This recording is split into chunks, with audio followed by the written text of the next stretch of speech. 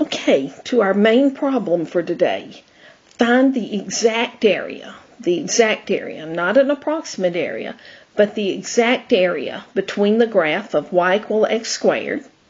That's our specific function we're using, y equal x squared, and the x-axis, the area between y equal x squared and the x-axis on the interval where x goes from 0 to 2. That is on the interval 0 to 2, or between the vertical lines, x equals 0 and x equals 2. This is exactly the same problem. In our last lesson, we approximated the area of this region.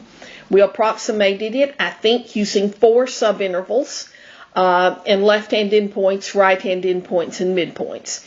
Now we're going to find the exact area. Okay? Now keep in mind that the homework assignment, I'm giving you the homework assignment right now. The homework assignment on this lesson is to put something in Dropbox. And what you're putting in Dropbox is to the solution of this same problem, only use the interval from 0 to 4. Use the interval from 0 to 4 instead of the interval from 0 to 2. Okay, that's going to be your Dropbox assignment. So you'll need to think about what's going to change and what's going to stay the same as we do this solution. If you've got questions as we go along, write them down and email me, and I'll be happy to answer your questions. This is going to have kind of a computer science flavor. Remember when we were doing our summation notation? We were having a counter. Sum as I goes from 1 to 4, 1 to n. I was 1, I was 2. A counter was taking on whole number values, kind of like a loop in computer science. Okay. Find the exact area under the graph of y equal x squared between it and the x-axis on the interval from 0 to 2. So let's draw that.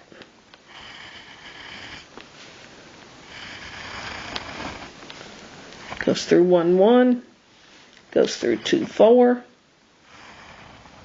So this is the exact area we're trying to find. Okay, again, these steps are extremely important for Calculus 2 because you'll apply this process in different circumstances to find volumes of solids of revolution, lengths of curves, things like that. So we first want to partition, and again, let me emphasize, these are the same steps, at least steps 1, 2, and 3, that we used when we approximated the area under the curve.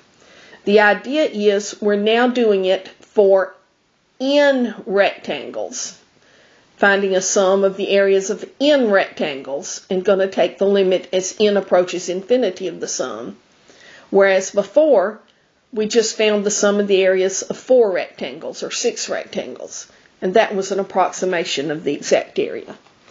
Okay, partition this subinterval 0 to 2 into n equal subintervals. That's step 1. So here's x equals 0, here's x equal 2. I'm looking on our graph, here's my subinterval. Now I want to partition that into n subintervals. Okay? Now, let me blow up this interval from 0 to 2. Let me blow that up so we can focus on that and really see it.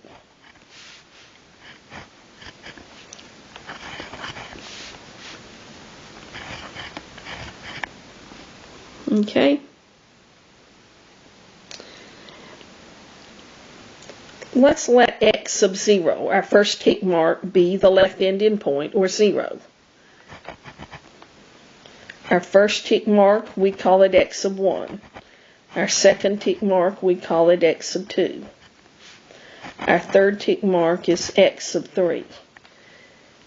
You know, I can't say that x sub 1 is a half and x sub 2 is 1. If I were doing that, I'd be using 4 subintervals. I'm using n subintervals. So all I can say is my left-hand endpoint's x sub 0. My next tick mark is x sub 1. What do I mean by x sub 1? I just mean the next tick mark after x sub 0. By x sub 2, I mean the next tick mark after x sub 1. Dot, dot, dot. Do you see why we have dot, dot, dot? I don't know how big n is. So I don't know how many of these tick marks I have. But my last tick mark will be the nth one. Okay? So 2 is x sub n.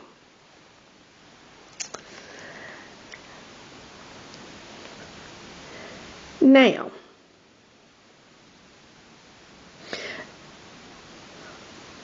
notice something. Notice that x sub 1 is x sub 0 plus 1 delta x. What do we mean by delta x? We mean the width of each of these subintervals. Kind of running out of room here.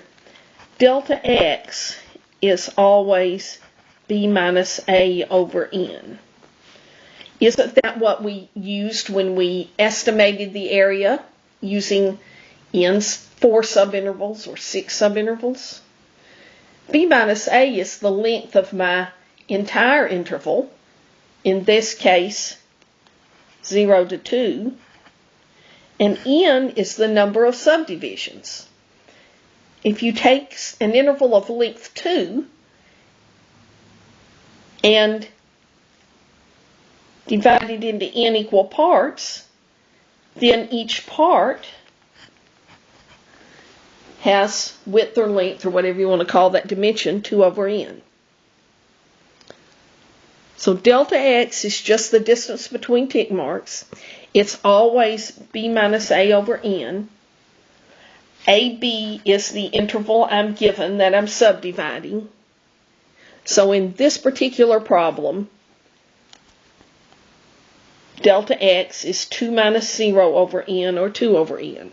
Now remember, I want you to be thinking about, as you think about this problem, how would you change it if you were, if we were using the subinterval 0 to 4? If we were using the interval, if we were using the interval 0 to 4, because that's your homework problem. Redo this using the interval 0 to 4. Okay? So, do you understand why x sub 1, this first tick mark, is x sub 0 plus 1 delta x? Just look right here. To get to x sub 1 on my number line, I have to start with x sub 0 and I add 1 delta x. But isn't x sub 2 the next tick mark? Isn't it the first tick mark plus 2 delta x's? To start with x sub 0 and to get to x sub 2, I have to add 2 delta x's, don't I? Well, how about the next tick mark, x sub 3? Isn't it just x sub 0 plus 3 delta x? X sub 3 is x sub 0 plus 1, 2, 3 delta x's. So in general, if x sub 2 is x sub 0 plus 2 delta x, if x sub 3 is x sub 0 plus 3 delta x, if x sub 1 is x sub 0 plus 1 delta x, what would x sub I be in general? What would x sub I be? Wouldn't it be x sub 0 plus, what do you think? X sub 3 is x sub 0 plus 3 delta x. X sub 2 is x sub 0 plus 2 delta x. So in general, x sub I is x sub 0 plus I delta x. Okay?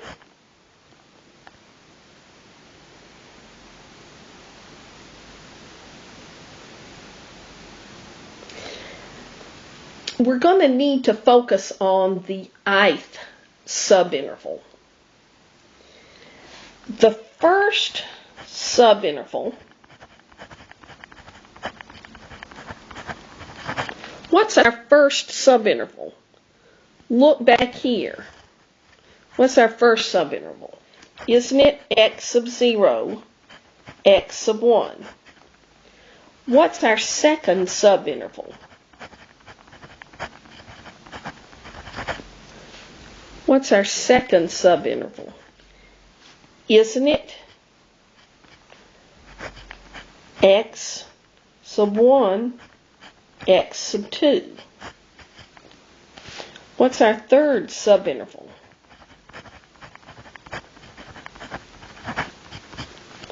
What's our third subinterval?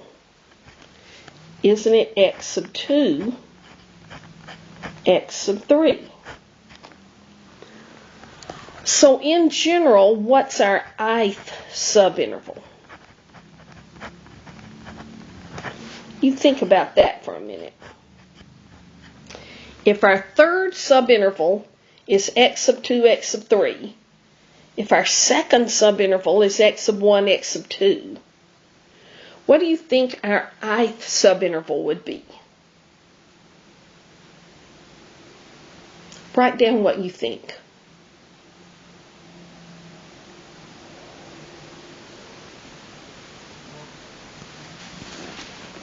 The third subinterval ends in x sub 3.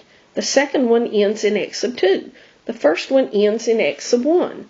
So the ith one is going to end in x sub I.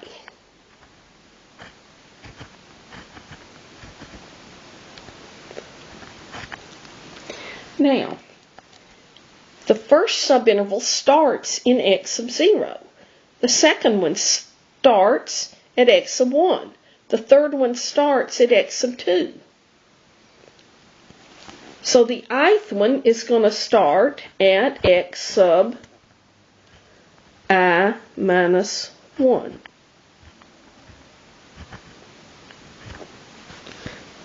That may be hard to read. This is x sub I minus 1, x sub I. Now let's put this ith subinterval on our number line. This is just a typical subinterval. It ends with x sub I. It starts with x sub I minus 1. This is just a typical subinterval.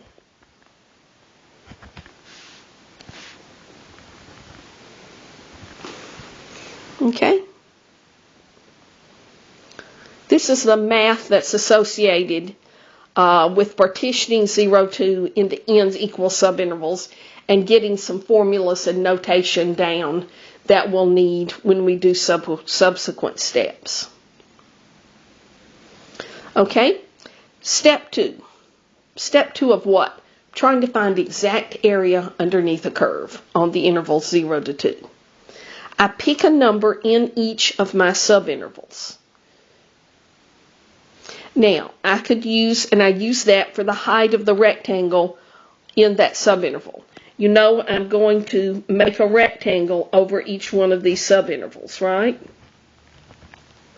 But I need to know whether to use left-hand endpoints or right-hand endpoints or midpoints.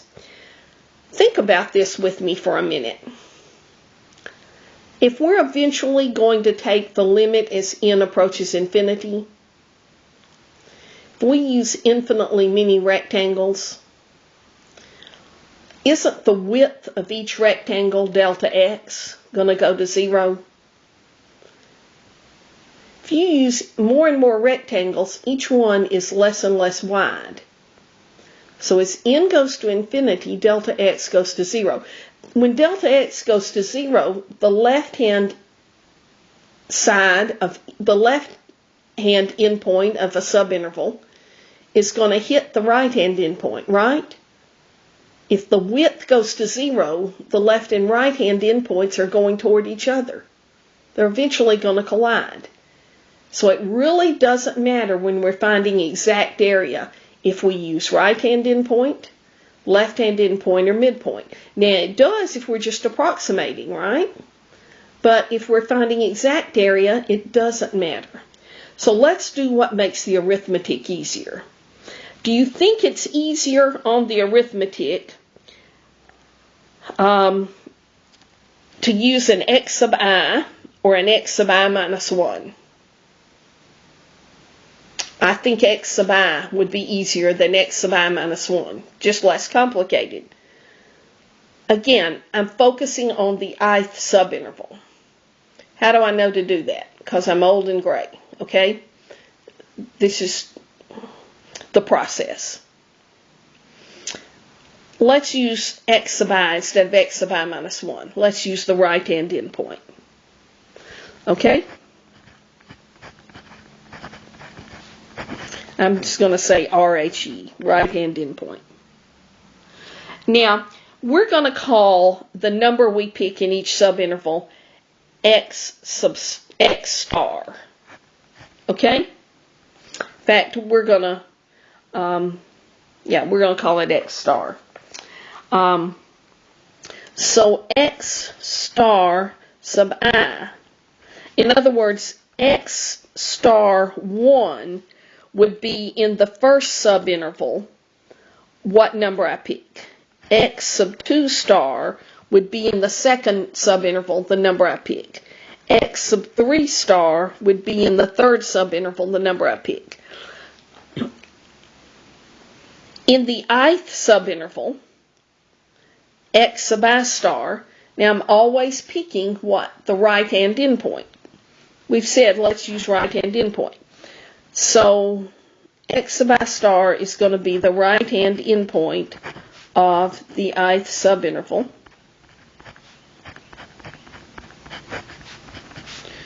And that's x sub I. So x sub I star is just going to be x sub I. But what is x sub I from up above? It's what? It's x sub 0 plus I delta x. Right? Look back up in step 1. In general, we found x sub I was x sub 0 plus I delta x. But in this problem, what is x sub 0? X sub 0 is our left-hand endpoint. X sub 0 is just 0 in this problem. What's delta x? Delta x is always b minus a over n. But we've already computed that to be what? 2 over n. So we get x sub I star is just x sub I is 2i over n. That's going to be an important result. Step 3 of this process of finding the exact area under the curve. We form a sum of the areas of the n rectangles. So we take the sum as I goes from 1 to n. My counter I just counts the subintervals, counts the rectangles. Now, what's the area of the first rectangle? It's just f of x sub 1 star times delta x. The area of the second rectangle is f of x sub 2 star delta x. In other words, f of x of 1 star is just the height of the rectangle. The width is delta x. F of x of 2 star is the height of the second rectangle. The width is delta x. So again, I'm focusing on a typical rectangle. The ith rectangle, the area of the ith rectangle is going to be the height, so it's going to be f of x sub I star, f of x sub I star, times the width, delta x. So this f of x sub I star is the height of the ith subinterval. The width is delta x. So when I multiply them together, I get the area of the ith rectangle. Again, a rectangle is just over a subinterval. I may have a minute ago said the height of a subinterval. I meant the height of the rectangle over that subinterval. And notice I'm adding, summation means add, the areas of all n of these rectangles. But let's do a little math on this. What is x sub I star? It's 2i over n, right? We just found this in step 2. What's delta x? Delta x is, go back up here to the top, delta x is 2 over n. So I have the sum as I goes from 1 to n of f of something. But what is f of something in this problem? What's our function? Go back. F of x is what? X squared. So this is 2i over n squared. If I were finding the area under the cube function, f of x equal x cubed, I would cube this. If I were finding the area under the sine function, I would have sine of 2i over n. If I'm finding the area under the natural log function, I'd have natural log of 2i over n. But I've got 2i over n squared because I'm finding the area under the squared function. Again, this last 2 over n is just the width. Now, let's do a little algebra. 2 squared is 4. So this is 4. I squared. And this I is not the imaginary unit I. It's just a counter.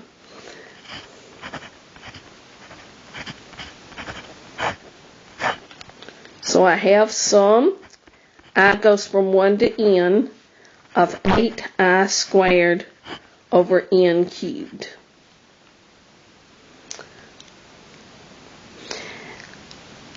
Now my counter goes from 1, my counter involves I. So I can factor out everything that doesn't involve I. I can factor out an 8 over n cubed sum. I can factor out an 8 over n cubed. And what I've left is I equal 1 to n, I squared. I'm going to factor out, since my counter is I can factor out everything not involving I. Okay. Step 4. Find the limit of this sum. Find the limit of this sum as n approaches infinity. But before we do this, we need to finish step 3. We ran out of room. So finishing step 3. Remember one of the preliminaries? Remember the sum as I goes from 1 to n of I squared?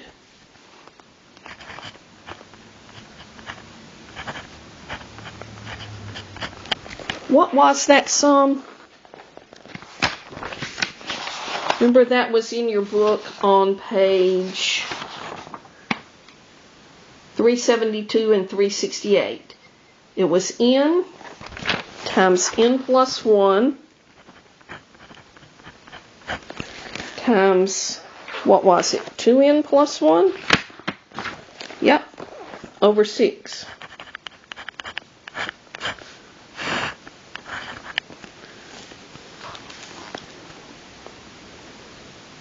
Okay?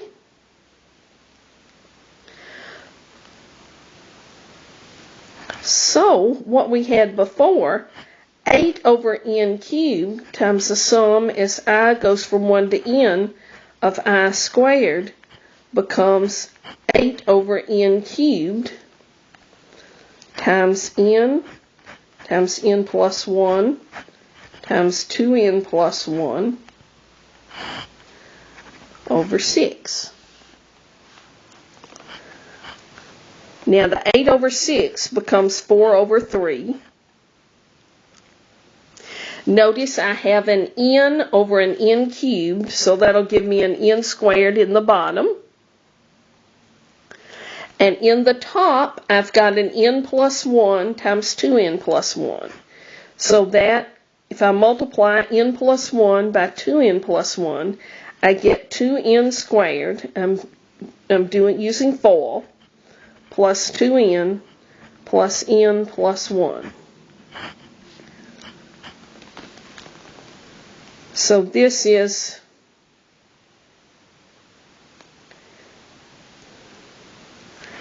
eight n squared plus 2n plus n is 3n. 2n plus n is 3n times 4 is 12n. Plus 4 over 3n squared. This is really the result from step 3. This is the result from step 3. The sum of the areas of the n rectangles is 8n squared plus 12n plus 4 over 3n squared. Now, if you want to do something kind of fun here, remember when we approximated the area using 4 subintervals and right-hand endpoints? If you let n be 4 here, you will get what we did in that what we got in that last lesson for the Riemann sum when we used 4 subintervals, 4 rectangles, and right-hand endpoints. Okay? Now, before we come back to the next Pencast, I want you to do step 4. What I've done here is just finish step 3. I want you to find the limit of this sum, the limit of 8n squared plus 12n plus 4 over 3n squared. Find that limit as n approaches infinity. Remember, we practiced that for a Pencast that took 16 minutes a few minutes ago. You find that limit, and that'll be the exact area under the curve.